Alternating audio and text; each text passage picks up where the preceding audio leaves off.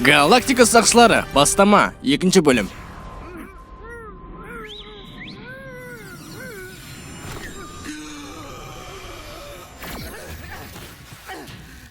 Салқын.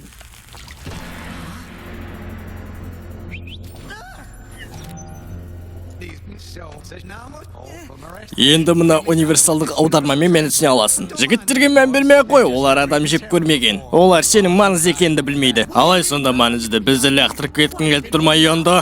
Ол жүлдені өзіне алғысы келеді. Жүлде? Жігіттер, мені дұрыс түсінбедіңдер. Біз бұзғындар бір отбасыдаймыз. Бізді бұзғындар деп кім айтты? Келе қой мұнда. Жігіттер, оны ғарышқа лақтырып жібердіңдер.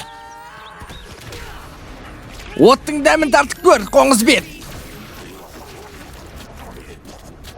Шынымен ба? Біздің жүлдеміз кетіп барады.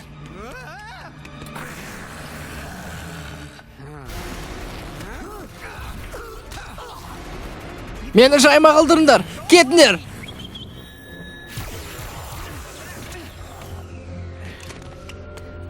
Иә, сонда шірі бөліңдер, ғарыш қыпшықтары. Келесем, бірақ бұл ғарыш шатылдардың бірі. Мен үйге қайтар, әйтпесе.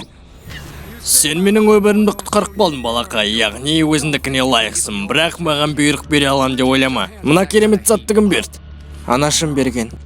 Сұрағым, мен неге сонда жүлдемін? Мен сені жүлде деп айтқан емеспін, мен тек сені маңызды дедім. Мүмкін Петр Квиллдан басқа жақсы атың жоқ па? Иә, менің анашым атайтын.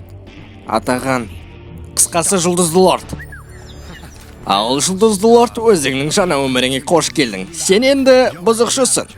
Жұлдызды Лорд ғарышқа қарсы. Есімнен шығып кеттім, мен сені неге бұзықшы қылдым, балақай?